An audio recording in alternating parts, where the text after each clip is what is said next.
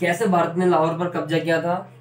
जय हिंद दोस्तों, यही आज हमें जानना है। 1965 का समय था और रसिया उस टाइम बहुत बड़ा हुआ करता था और उसी वक्त इंडिया और पाकिस्तान की लड़ाई हुई थी, युद्ध छिड़। इंडिया ने पाकिस्तान के बहुत बड़े एरिया को कब्जा किया था और पाकिस्तान ने भी एरिया कब्जा किया था, लेकिन उतना नहीं कर पाया था जितना इंडिया ने किया था। तो इंडियन आर्मी ने लाहौर तक घुस गए थे और लाहौर का एक स्कूल है, कब्जा करके बैठे थे। स्कूल का नाम था जनपद लाहौर। और उस वक्त क्या हुआ था, अमेरिका और रसिया इन दोनों में युद्ध हो रही थी, जिसका नाम था Cuban missile crisis. Cuban missile crisis नाम का युद्ध हो रहा था अमेरिका और रसिया के बीच में। तो रसिया चाह रहा था एशिया में शांति बने रहे। तो रसिया ने इंडिया पे दबाव डाला, जो आप अपने सेना को पीछे खींचो, और पाकिस्तान को भी बोला था आप अपने सेना को पीछे खींचो, जिससे एशिया में शांति बरकरार रहे। क्योंकि इन दोनों में तो पहले से लड़ाई हो रही थी और इन दोनों में भी हो रही थी। अगर एशिया में शांति रहेगी तो इन दोनों की लड़ाई थम सकती है, शायद ऐसा लग रहा था उस समय पर। और इन दोनों इंडिया और पाकिस्तान में एक समझौता हुआ था 1966 में। 10 जनवरी 1966 में एक समझौता हुआ था जिसका नाम था ताशकंद समझौता। ताशकंद नाम के शहर में समझौता हुआ था और उस टाइम पे हमारे प्राइम मिनिस्टर थे लाल बहादुर शास्त्री। उससे जस्ट पहले इंडिया चाइना का वॉर हुआ था 1962 में, जिसमें पंडित जवाहरलाल नेहरू की मृत्यु हुई थी। इंडिया पाकिस्तान की लड़ाई हुई थी 1965 में, जिसमें लाल बहादुर शास्त्री जी का मृत्यु हुई थी। एक जब प्राइम मिनिस्टर की जब मृत्यु होती है तो बहुत सारे विजन्स होते हैं उनके माइंड में, बहुत सारे उनके करने की अलग अलग तरीके होते हैं, जिसकी वजह से हमारे देश का नुकसान होता है। ये देश के लिए सही नहीं है जब किसी भी प्राइम मिनिस्टर के समय से पहले मृत्यु हो जाना या हट जाना, ये सही नहीं है हमारे देश के लिए। और पाकिस्तान के लोगों को क्या लगता है कि इंडिया पाकिस्तान में जितने भी युद्ध हुए हैं, उस युद्ध में पाकिस्तान हमेशा जीता है। वहां के लोगों को ये मालूम ही नहीं है उन्होंने करा क्या है, क्या जीता है उन्होंने। हमेशा बकलोली, मतलब बिना सर पैर की बातचीत, हमेशा बकलोली करते रहते हैं। अब मैं बताता हूं आपको, दुनिया में सबसे बड़े भगोरे हैं कोई, वो है ये पाकिस्तान वाले। 1971 की लड़ाई में 93,000 सेना ने सरेंडर किया था। 93,000 कितनी बड़ी एक कैलकुलेशन है, कितनी बड़ी एक संख्या है। 93,000 अगर हम स्टूडेंट अगर निकल गए ना रोड पे, पाकिस्तान को ऐसी चौपट कर देंगे। अब इनके 93,000 सेना ने सरेंडर बोल दिया, ये साले हिजरा पालेंगे तो यही होगा। सेना का नाम पे तो ये हिजरे ही हैं, जब भी तो 93,000 सरेंडर किए हैं। 93,000 सेना तो इस टाइम यूक्रेन की नहीं है। अभी यूक्रेन की जो लड़ाई हो रही है ना, रसिया यूक्रेन के पास ना 93,000 सेना नहीं है, बट देखो टक्कर दे रहा है रसिया को। तो उस वक्त सरेंडर कर दिया, लेकिन उस वक्त एक ये भी था कि हमारे देश में एक फूड क्राइसिस भी आ गया था, मतलब खाने की कमी हो गई थी। इनके 93,000 लोगों को खिलाना और हमारे देश की जनसंख्या, तो ये 93,000 एक्स्ट्रा हुए थे। इनको खिलाने की वजह से हमारे देश में कंगाली छा गई थी।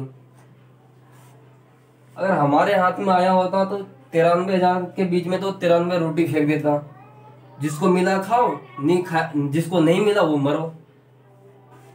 और 93,000 को पालने की जरूरत क्या है। और 93,000 के बारे में इंडिया ने पाकिस्तान को बता दिया जब हमने तुम्हारे 93,000 को पकड़ा है। बताने की क्या जरूरत है, यमुना नदी है, बूढ़ी गंडक है, गंगा नदी है, कहीं भी मर खप जाएंगे, कहीं भी डाल देंगे, क्या दिक्कत है। जगह तो बहुत है, वैसे भी बहुत नदियां हैं हमारे देश में, कहीं भी डाल देंगे, फेंक देंगे।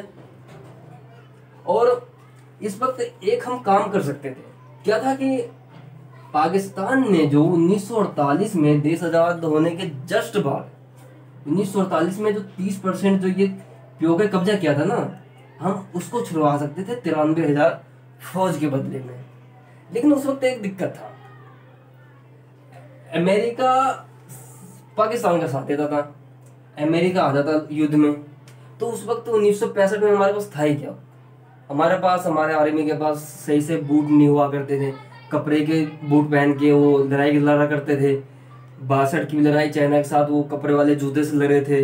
हमारे पास फैसिलिटी नहीं थी और उस वक्त हम अमेरिका से नहीं लड़ पाते।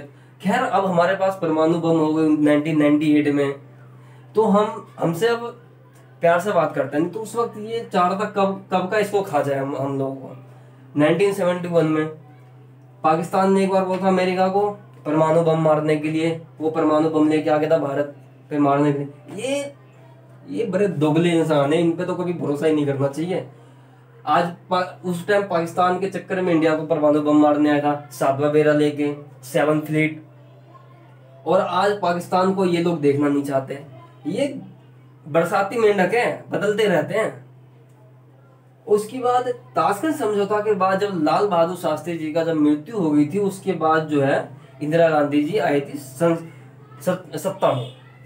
जब इंदिरा गांधी आई थी तब बोली ताशकंद समझौता पीछे हटो, 1962, 1965, 1972 में बांग्लादेश को काट के अलग कर दी। 6 साल इंतजार करी, बांग्लादेश काट के हटा दी 1972 में। और इंदिरा गांधी जो थी बहुत एक ढीठ प्रधानमंत्री थी। उतना ढीठ प्रधानमंत्री आज तक नहीं मिला है इंडिया को। बहुत ढीठ प्रधानमंत्री थी। उनकी जो डिसीजन कैपेसिटी थी ना, वो हार्ड डिसीजन लेती थी, क्विक डिसीजन। और वो उन्होंने 1971 में सेना को बोल दिए युद्ध करो। सेना ने मना कर दिया युद्ध करने से। बरसात का समय था, हम फंस जाते इस वजह से। जब 1972 में जब बांग्लादेश आजाद हुआ था, 1972 में जब बांग्लादेश को काट के जब इंदिरा गांधी अलग की थी, तब 93,000 सेना ने सरेंडर बोला था। 93,000 सेना सरेंडर बोला था। एक सर्जिकल स्ट्राइक हो जाता है तो तहलका हो जाती है, लोगों को लगता है विश्व युद्ध जीत का है। सर्जिकल स्ट्राइक ज्यादा बड़ी बात नहीं होती है, वो सेना का काम है, वो हमेशा करती रहती है। राज्यपाल हुआ करते थे बांग्लादेश के उस टाइम के, उनको बताया गया था 4 बजे आपके घर पे हम अटैक करेंगे। और ठीक 4 बजे इंडियन आर्मी ने बांग्लादेश के राज्यपाल के घर पे अटैक किया था एयरफोर्स ने। तो ये संदेश देना चाह रहे थे इंडियन एयरफोर्स के जवान, जो तुम हमारे इतने अंदर में हो कि हम तुम्हें बता के मार रहे हैं। हम तो बिना बताए भी मार सकते हैं, जैसे अजमल का साहब ने मारा था मुंबई में आके, मासूम लोगों को मारा गया था, छोटे छोटे बच्चे को। उनको लगता है खुदा जन्नत देगा, इतना कचर के मारेगा ना, नरक का दौड़ेगा, जो होश ठिकाने नहीं आएगा।